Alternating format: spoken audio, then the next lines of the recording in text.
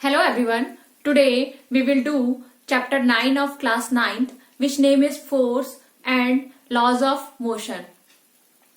We have already done the chapter 8, which name is motion. You can check out my description box for their links if you want to watch out.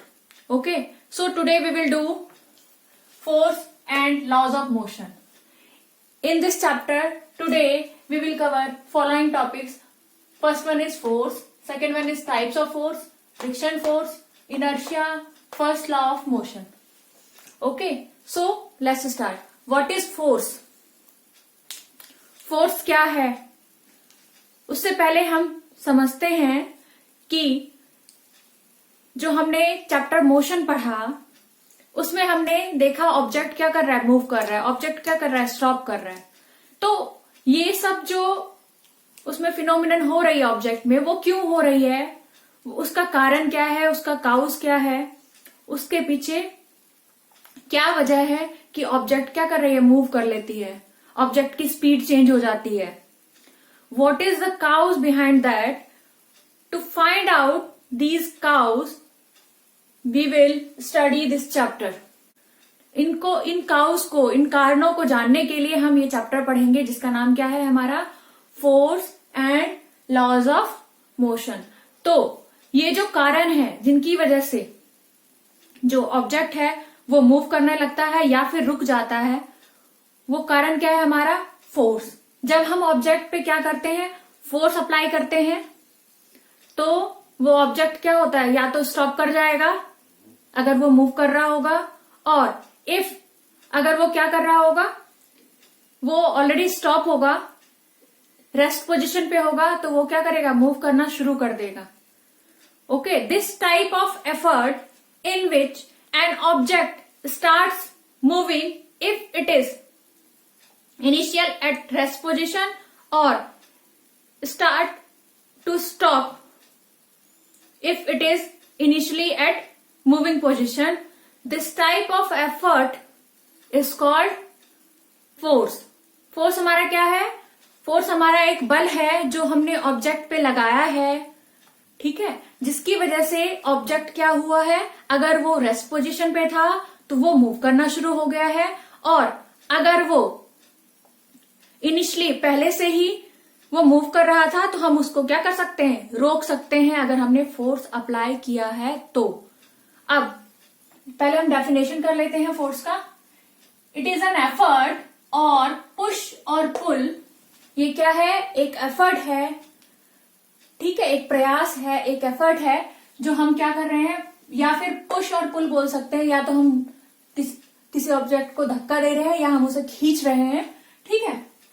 Which can change the motion of an object. जो क्या कर रहा है, object के motion को change कर रहा है. कैसे चेंज कर रहा है?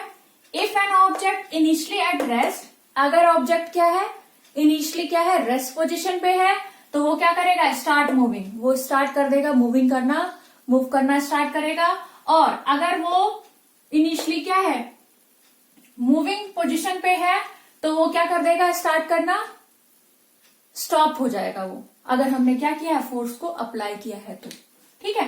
इट इज एन एफर्ट और पुश और pull which can change the motion of an object if an object initially at rest starts moving, और if it is in motion it will stop.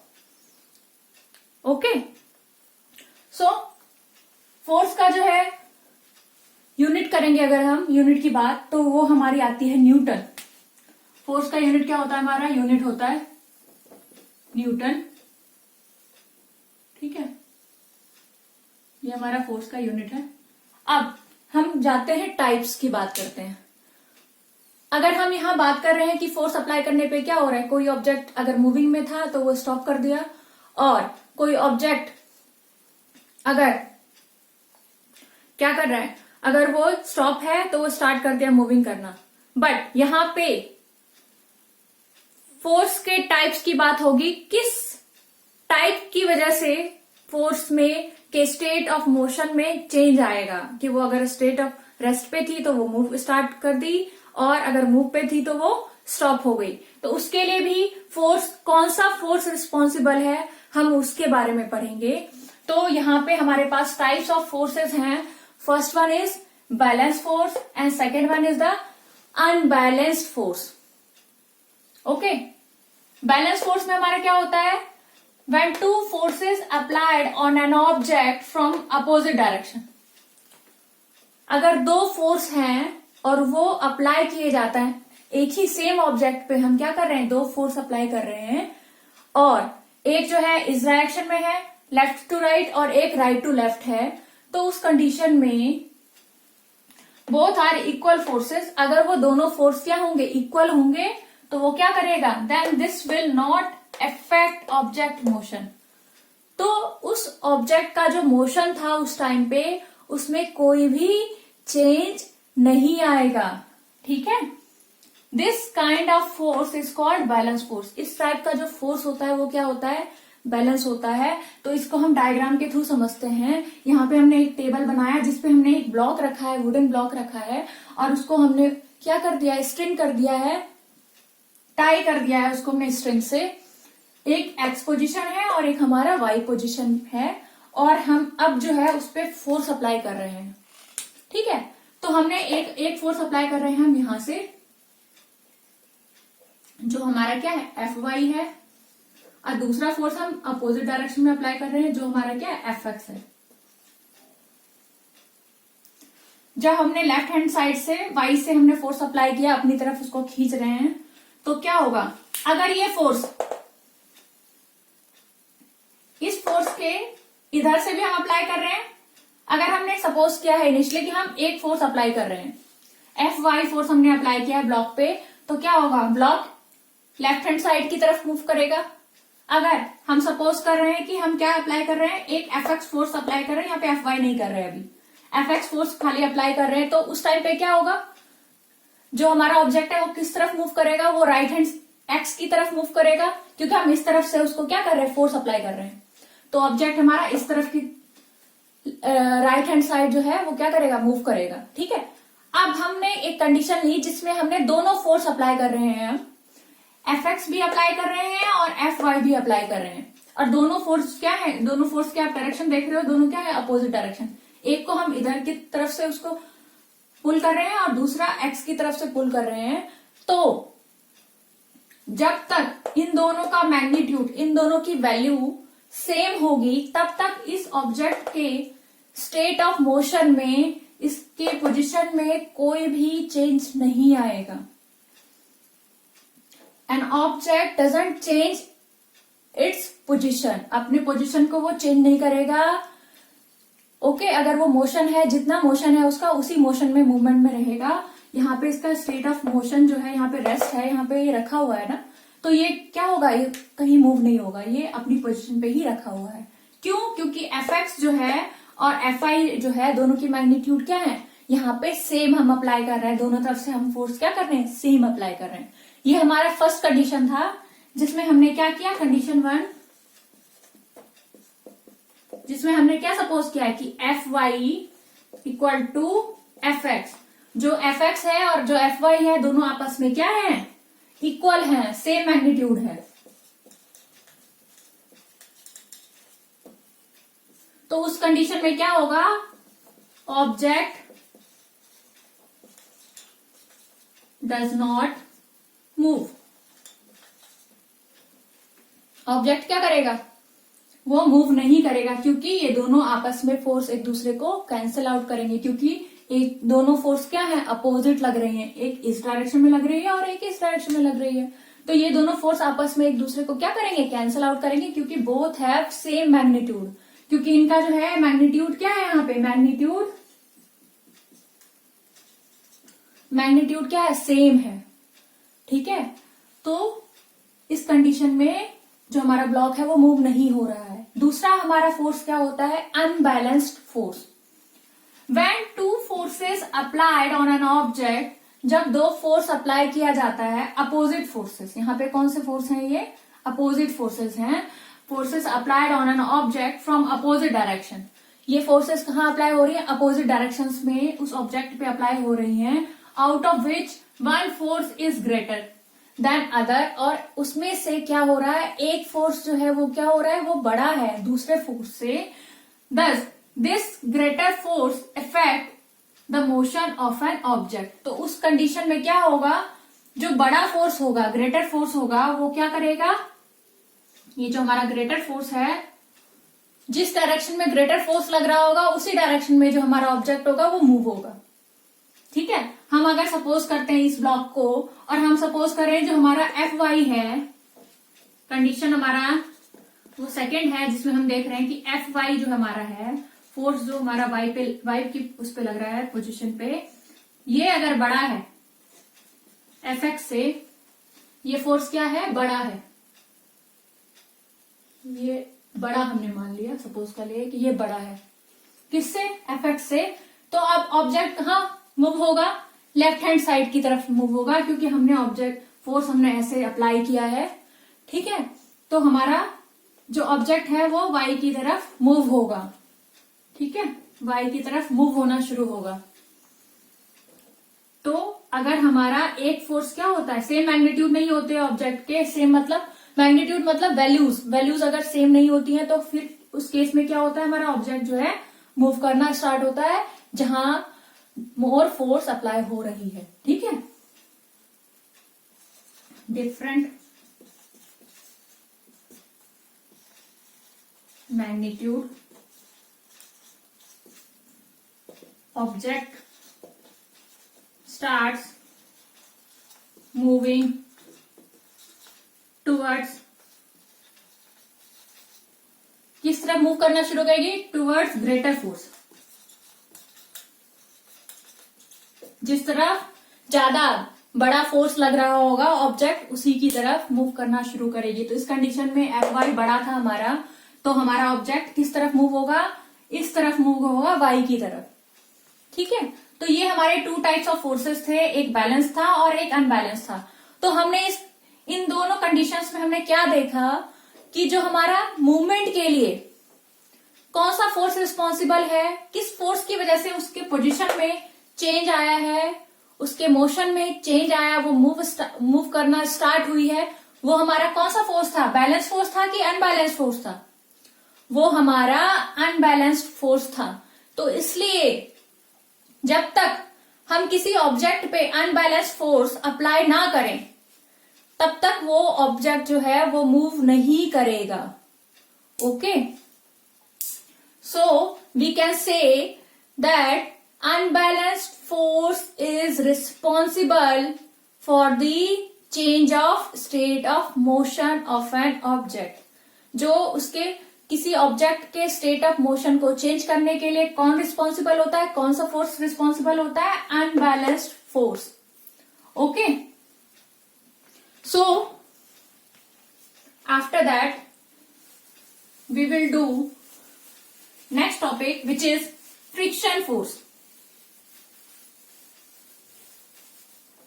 Friction force क्या है हमारा, friction force is basically generated between the two surfaces of an object। क्या होता है, दो surface जब contact में आते हैं ऑब्जेक्ट के, अगर हम यहाँ पे सपोज कर रहे हैं कि एक बॉक्स है, हमने एक बॉक्स को फ्लोर पे रखा हुआ है। ठीक है,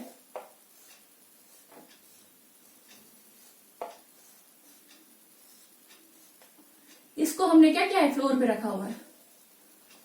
तो इसका जो बेस पॉइंट है, ये बॉक्स का बेस, और ये जो सरफेस है, ये दोनों, इन दोनों का जो कांटेक्ट है, कांटेक्ट ऑफ टू सरफेसेस, एक क्या हो गया, एक तो बेस हो गया, इसका बॉक्स का बेस हो गया, और दूसरा क्या हो गया, फ्लोर का सरफेस हो गया। ये दोनों सरफेस जो है क्या किए, ये दोनों एक दूसरे के कांटेक्ट में जब आए, तो वहां पे कौन सा फोर्स अप्लाई होगा, इसके कांटेक्ट के बीच में जो फोर्स लगता है, दैट इज फ्रिक्शन फोर्स।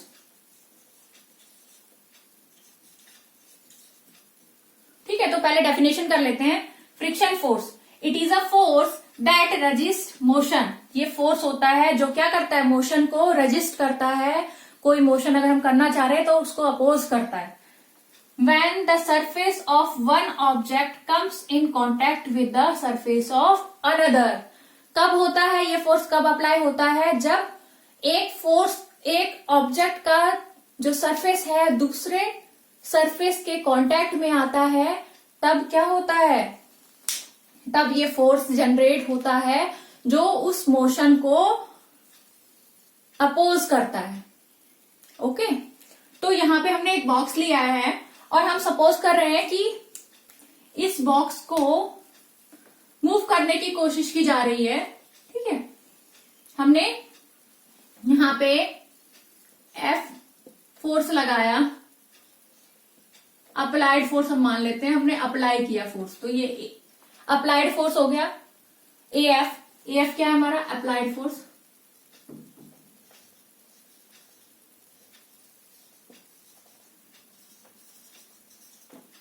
ठीक है, और यहां पे हम सपोज कर रहे हैं कि यहां जो कांटेक्ट के बीच में जो फोर्स लग रहा है, फ्रिक्शनल फोर्स, ये हमारा क्या है, एफ एफ लग रहा है, फ्रिक्शनल फोर्स। तो ये फोर्स अपोजिट डायरेक्शन में लगेगा, क्योंकि हम फोर्स इस डायरेक्शन में लगा रहे हैं, अप्लाई कर रहे हैं, तो ये अपोजिट डायरेक्शन में हमेशा लगता है ऑब्जेक्ट के। अब हमने फोर्स अप्लाई की, अगर ये फोर्स इस फोर्स से, जो हमारा अप्लाइड फोर्स है वो फ्रिक्शनल फोर्स से अगर कम होगा, तो उस केस में जो हमारा बॉक्स है वो मूव नहीं करेगा। और फिर हम देख रहे हैं कि अप्लाइड फोर्स अगर फ्रिक्शनल फोर्स के इक्वल होगा, इस टाइम पे भी हमारा जो ऑब्जेक्ट है वो क्या करेगा, मूव नहीं करेगा। Why? Because both force has same magnitude, same value and they become a balanced force। वो क्या बन जाएंगे, बैलेंस फोर्स बन जाएंगे। और उस कंडीशन में भी हमारा ऑब्जेक्ट क्या होगा, जो हमारा बॉक्स है वो मूव नहीं करेगा। ये मूव कब करना शुरू करेगा, जब we will increase our applied force than the frictional force। जब हम क्या करेंगे, अप्लाई करेंगे ज्यादा force as compare to the frictional force जो लग रहा है यहाँ पे कॉन्टैक्ट के बिटवीन में, उससे ज्यादा जब हम फोर्स अप्लाई करेंगे तभी ये हमारा बॉक्स क्या होगा, मूव करना शुरू होगा। ओके, तो बॉक्स डज नॉट मूव जब हमारा क्या होगा, अप्लाइड फोर्स क्या होगा, ग्रेटर देन होगा as compare to the frictional force. तब क्या होगा, हमारा बॉक्स स्टार्ट्स मूव, क्योंकि यहां पे हमारा अब क्या हो गया, अनबैलेंस फोर्स हो गया है। ये हमारी कंडीशन किसकी आ गई है, अनबैलेंस फोर्स की कंडीशन आ गई है।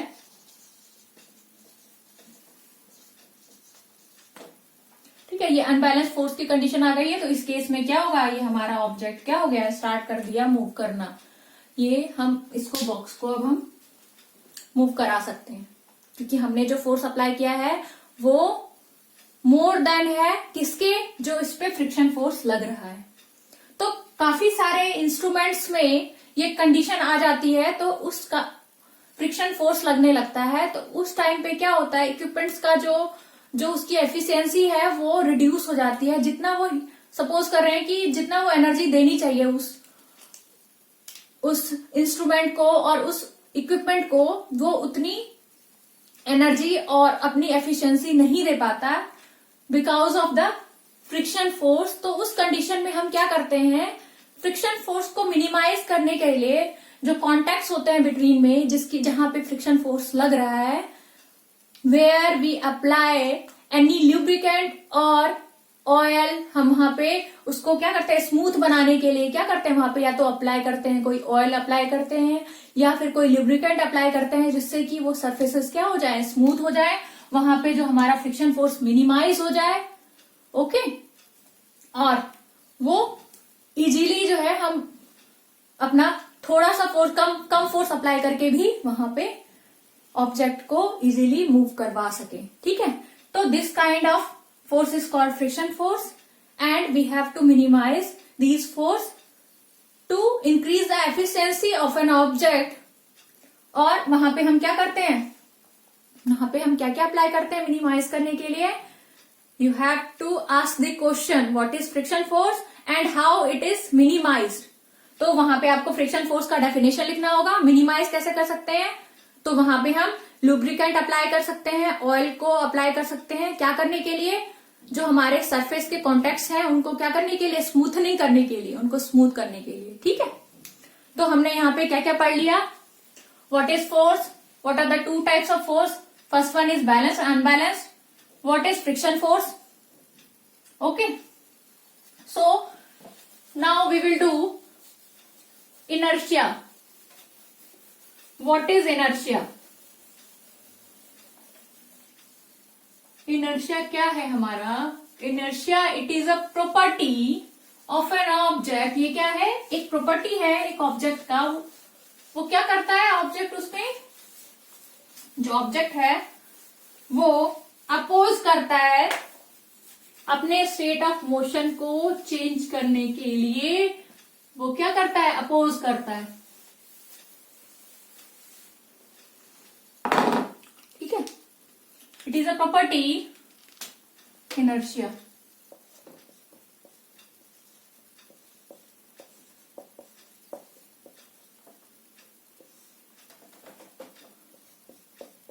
इट इज अ प्रॉपर्टी और tendency of an object by which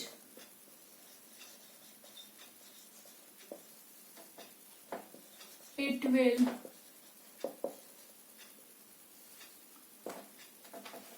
by which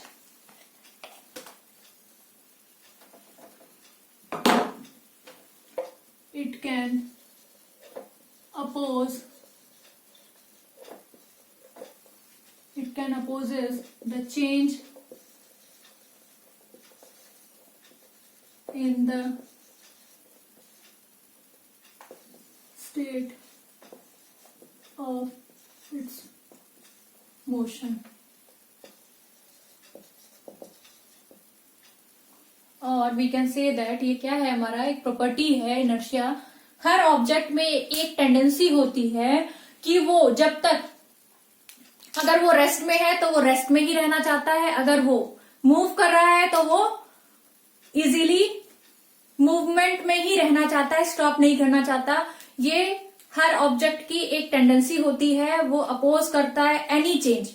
कोई भी हम जो चेंज कर रहे हैं उसमें ऑब्जेक्ट में, उसको वो क्या करता है, अपोज करता है। वो उस चेंज को नहीं आने देना चाहता है, अपने स्टेट ऑफ मोशन को। अगर हम यहाँ पे स्टेट ऑफ मोशन की बात करें, state of motion, state of motion यहाँ पे स्टेट ऑफ मोशन रेस्ट भी हो सकता है, और स्टेट ऑफ मोशन हमारा क्या हो सकता है, मूवमेंट भी हो सकता है, मोशन भी हो सकता है कि वो मूव कर रहा है ऑब्जेक्ट। तो ऑब्जेक्ट क्या कर रहा है, एक अलग से वहां पे एक फोर्स अप्लाई कर रहा है। किसके अगेंस्ट में, जो हम फोर्स अप्लाई करेंगे उसका स्टेट चेंज करने के लिए, उस कंडीशन के लिए वो क्या करता है, वहां पे एक अपोजिट फोर्स है उसके पास, जिसको हम क्या बोलते हैं, इनर्शिया बोलते हैं। ये प्रॉपर्टी जो है हर ऑब्जेक्ट में होती है। ठीक है, और ये किस पे डिपेंड करती है, मास ऑफ एन ऑब्जेक्ट। जितना ज्यादा मास होगा ऑब्जेक्ट का, उतना ज्यादा ही उसका क्या होगा, इनर्शिया होगा। ठीक है, तो उस कंडीशन के लिए हम यही सपोज कर रहे हैं यहाँ पे कि अगर देखो हम एक हॉलो बॉक्स ले रहे हैं, इसको मूव कराना है अगर हम, तो इसको हम इजीली मूव करा लेते हैं। कोई बच्चा भी उसको एक हाथ मारेगा और मूव करना शुरू हो जाएगा। बट अगर इसमें हमने बहुत सारी बुक्स रख दी,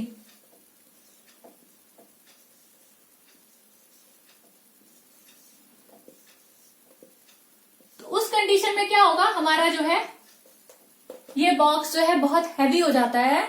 उसको एक बड़ा पर्सन भी उसको उठाने में, उसको मूव कराने में उसको परेशानी होती है। क्यों हो रही है, इस कंडीशन में इसका जो वेट है, इसका जो मास है, इस बॉक्स का जो मास है, वजन है इसका, वो क्या हो गया है, बढ़ गया है उसका। और उस कंडीशन में क्या हुआ है, इनर्शिया जो है, ये बॉक्स जो है इनर्शिया, इसका इनर्शिया बढ़ गया है और वो क्या कर रहा है, वो ज्यादा अपोज कर रहा है अपने बॉक्स के मूवमेंट को ना हो, उसके लिए वो क्या कर रहा है, अपोज कर रहा है। तो this type of property is called inertia.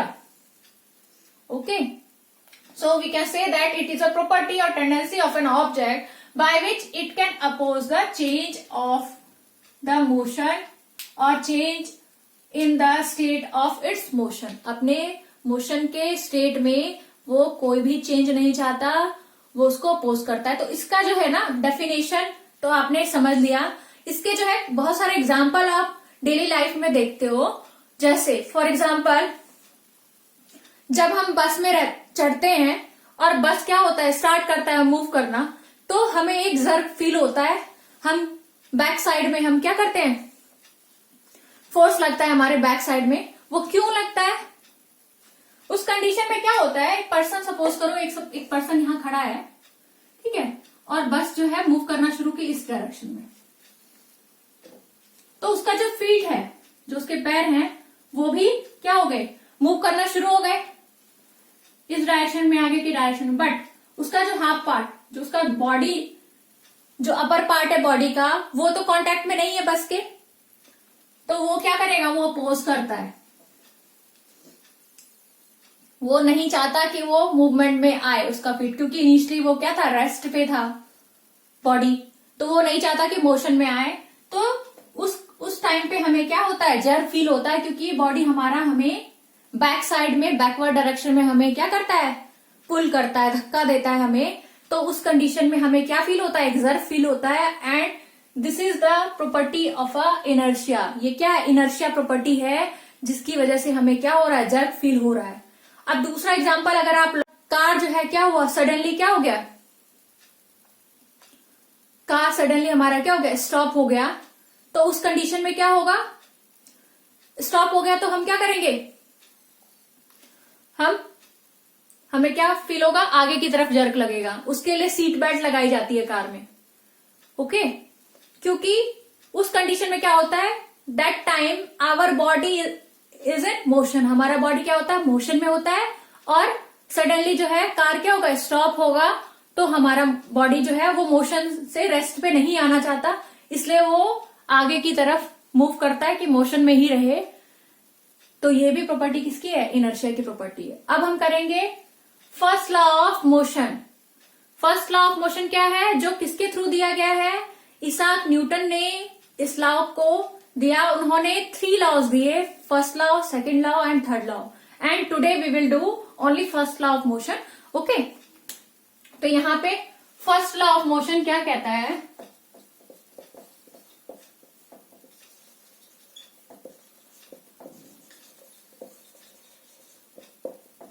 it states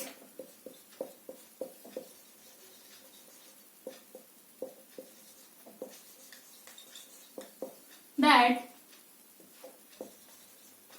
an object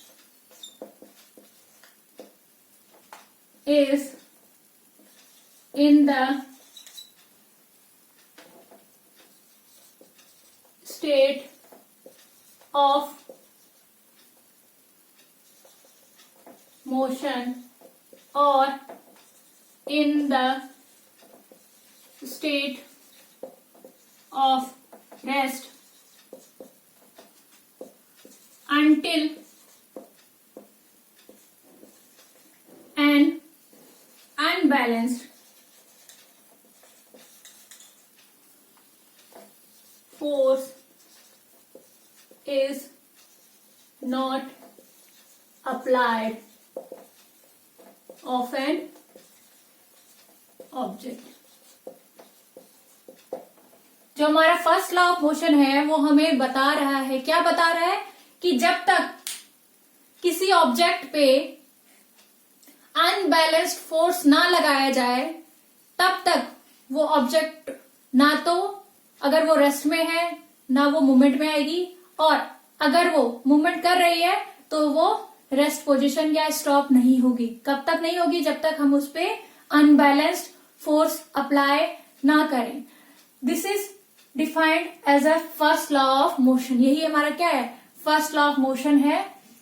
it states, और we can say that according to first law of motion, that an object is in the state of motion और in the state of rest. Object क्या करेगा, या तो state of motion में रहेगा या फिर स्टेट ऑफ रेस्ट में रहेगा। या वो मोशन कर रहा है तो मोशन कर रहा होगा, या फिर वो रेस्ट अगर है तो वो रेस्ट पोजीशन पे रहेगा, रुका हुआ रहेगा। कब तक, जब तक until an unbalanced force is not applied on an object। कब तक होगा, जब तक अनबैलेंस्ड फोर्स उस ऑब्जेक्ट पे अप्लाई ना हो, तब तक उस कंडीशन में क्या होगा, ऑब्जेक्ट का जो स्टेट ऑफ मोशन है, जो उसका स्टेट है, अगर वो मोशन में है, अगर वो रेस्ट में है, तो उसका जो है state of motion doesn't change until we have not applied any unbalanced force। तो this kind of law, or this is the, we can say that this is the first law of motion, okay, and it is given by our scientist Isaac Newton। First law of motion को law of inertia भी कहा जाता है, और ये आपका question पूछा जाता है कि what is law of inertia. तो उसमें आपको कंफ्यूज नहीं होना है, both are same. First law of motion को वहां पे आपको क्या करना है, एक्सप्लेन करना है, okay. So today we have covered force types of motion, friction force, inertia, first law of motion, and in the next we will cover the second law of motion। So thank you for watch and wait for the next video। Bye everyone।